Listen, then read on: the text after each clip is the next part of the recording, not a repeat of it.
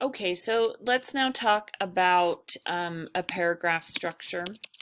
So there's a few things that an analysis paragraph absolutely needs. The first is a topic sentence.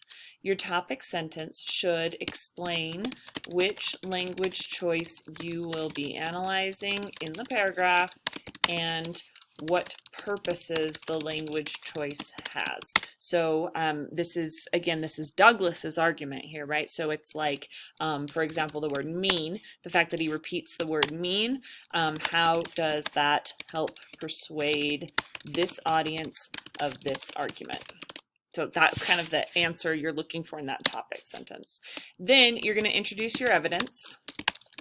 So you need to kind of tell me where in the book this is occurring, what has just happened in the book. Give a little context to any quotations you will be using. Then you should use direct quotations, direct and short. You don't want to get bogged down in too long of an analysis in each paragraph, but you do need to actually signal that you're going to be picking apart the language and not just talking about a summary of the argument. And then the last part is analysis. Now, so far in class, you've been writing a lot of summaries, but this is getting at that persuasive language stuff. So here in the analysis section, this is when you're going to be saying, he chooses this language for this reason. What is the purpose of him making these choices? Okay, so I want everyone to write a paragraph about meanness. And about his use of the word mean and the repetition of the word mean.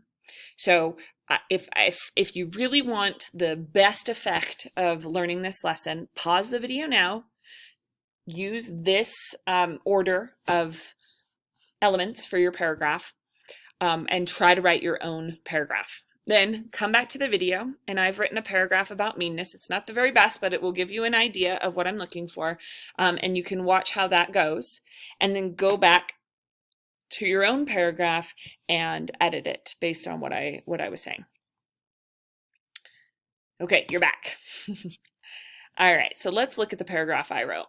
I said, when describing the character of slave owners, Douglas repeatedly calls them mean, utilizing a double meaning of the word to be both aggressive and spiteful, but also crude and low class. So here's the part of the argument that it's proving.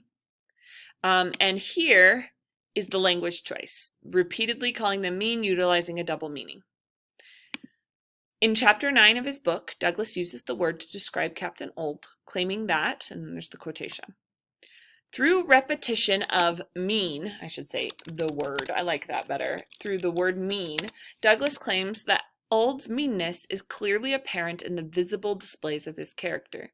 He cannot conceal the meanness, and his cruelty bursts through all of his actions, even when he is behaving in what Douglas later calls a cowardly fashion. This lack of concealment is due to the second denotation of the word mean, which is to be poor in quality, shabby, or inferior. Those quotations are from the dictionary, by the way. While earlier Douglas referred to the slaves as poor, he is only talking about a temporary sorry, I got distracted. Let's do this. Google Dictionary. I want to just make sure that I'm citing my sources if they are not Douglas. All right. Well, earlier, Douglas referred to the slaves as poor. He was only talking about a temporary condition due to starvation. Here he is referring to Old as mean in order to suggest that this was a permanent condition of his character. This use of the word places Old in a lower social status, even when he holds all the power on the plantation. Douglas is arguing that even though Old holds and uses the whip, his cruel treatment of the slaves places him on a lower moral standing and integrity, that's awkward there, but than the slaves. By cleverly invoking both meanings of the word mean, Douglas can conjure the image of a physically powerful and yet simultaneously inferior slave owner. This image allows the audience to both fear for the slave and mock the slave owner in the same moment. So I had the class kind of point out what was good about this paragraph that you could kind of emulate in your own paragraphs. Number one, I kind of explained my topic sentence is an argument in itself. Like it is what language choices he is going to use and what I'm going to focus on in this paragraph. And I don't move beyond that topic sentence. Another thing they pointed out is a lot of short, little quotations. And look how even when I'm only quoting one word, I still put it in quotation marks. That's to signal, hey, I'm analyzing this word. This word is not my own. This word is Douglas's, and I have something to say about it. The more quotations you can add that are like small like this, the more evidence you have for your points. So it's a really good idea to kind of include these. It shows a kind of mastery of the analysis. They also pointed out that I talked about the effects on the audience. That's really important because ultimately you're trying to say how he's being persuasive. And so you have to say he's persuading someone, you know. And then the last thing, it's a little bit hard to explain, but do you see how I very carefully move through the analysis? I don't just say here, through the repetition of the word mean, he creates a tone and this will persuade his audience. Right? And instead, I talk about exactly what the tone is. I talk about all of the different meanings of the word. I look up the Google definition. I tried at least to break it down to fully explain how this is going to have both a persuasive impact and an argumentative impact. So you want your paragraphs to be kind of lengthy even if you're only talking about one word. You know, I kind of start my analysis right there. So if you look at kind of the weight, I have way more analysis than any other part of the paragraph. The topic sentence, the evidence, the quotations, way more analysis. And that's what you're shooting for. Trying to like just really explain yourself. Okay, one last little bit I'm going to do here just in this video so I don't have to upload a bunch. Do you notice my my MLA format here? So all I need is my name and my date.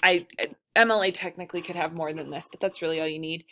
I've centered the title. It does have a title, and I've centered the title. And then do you notice how there's no extra spaces between this or between the text? Okay, that's really important. Then if this were my first paragraph, I would indent it like that. I wouldn't do any extra spaces again, but it's not. I've just made a note to myself here about how to write this paper. You write an introduction using soapstones, just like with any other analysis. And soapstones is giving me the context. What is the context of this text? Then at the end of your intro, you put your thesis statement, which again, and I know I've repeated this so many times, but it gets stuck in your head and that's a good thing. It says, what language choices does Frederick Douglass make to convey his argument? And how will those choices be effective for this audience? So if I were just writing a thesis statement about this chapter, I would say, by juxtaposing Old's cowardice with his cruelty, and then repeatedly and alternatively comparing his adoption of slave practices to his conversion, Douglass argues that Christianity sanctions I spelled that wrong, there we go, sanctions the worst behaviors of slave owners. So it's really important to get an argument in there, a specific argument. But then I have everything about these language choices. Here's my order of ideas. I'm going to talk about the juxtaposition between the cowardice and the cruelty. I'm actually going to change that. Cruelty and his cowardice so that it goes in a kind of order here. Okay, so by juxtaposing Ald's cruelty, so I'll have my first paragraph is going to be all about Ald's cruelty, then it's going to be about comparing that to his cowardice, and then repeatedly and alliteratively comparing slaveholding practices to his conversion. All right, so that's a lot of paragraphs. This will be paragraph 1. This will be paragraph 2. This will be paragraph 3, the repetition of this comparison, and the alliteration in this paragraph comparison will be paragraph 4. That's quite a lot. And then I will be able to kind of build the argument through all of those. So I know this is your first one. Every writer is different and you all have different kind of like strengths and weaknesses. So this is why I comment a lot on your papers. You're now going to go forth and try to write this essay. If you want to use this paragraph about meanness, if it works with your argument, then go ahead and use it. Not mine, yours, the one that you already wrote. Go ahead and use that one. But just remember that you are trying to go into depth. Even if you like mess up on the structure or you mess up on like, you know, I don't think that the argument's really there. What really matters is that you're in-depth analyzing his language choices. So good luck. Let me know if you have any questions, and I will see you soon.